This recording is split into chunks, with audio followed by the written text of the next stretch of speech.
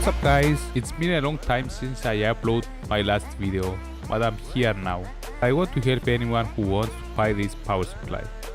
I will present you the Thermaltake Smart RGB 700 watts, originally bought at a very good price of $55.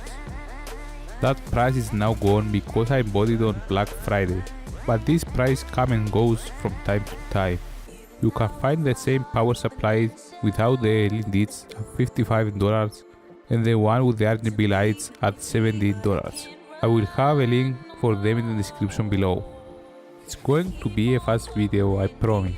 I will let you know all about the connections that are available and also the RGB modes. Thermaltake is not a new company, it's known for high quality products. I also own a power supply from Thermaltake and now my brother has it on his PC, and this power supply is from 2009 and is still working solidly after all those years without any issues. So that was one of the main reasons I trust Thermaltake on this power supply. First, let's talk about efficiency. It's an 80 plus efficiency power supply and not a gold or bronze one, but at this price you are getting at least that. For instance, a 600 watt power supply with 60% efficiency running at full load will draw 1000 watts from the mains and will therefore waste 400 watts as heat. In my case, at 82.5 efficiency under full load will draw roughly 850 watts, 150 watts will waste as heat. Second, let's talk about the connections. They are all braided and that's fantastic for a budget power supply. The main connection is the standard 20+4 connector.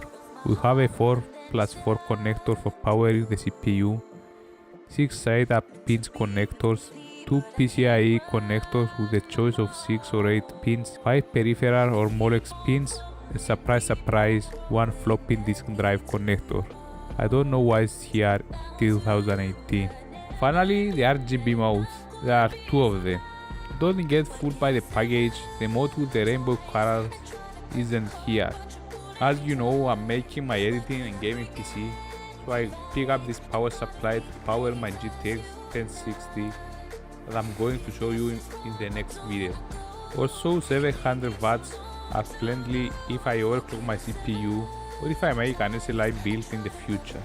I didn't want to go lower and need to change the power supply again in the future.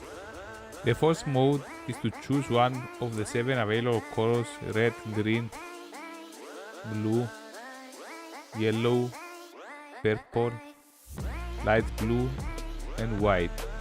The second mode is a cycle within the 7 colors with a fading effect, and you can also turn off completely the LEDs. Also has a memory to remember what light you choose when you turn it off. Thank you so much for watching, see you on the next one.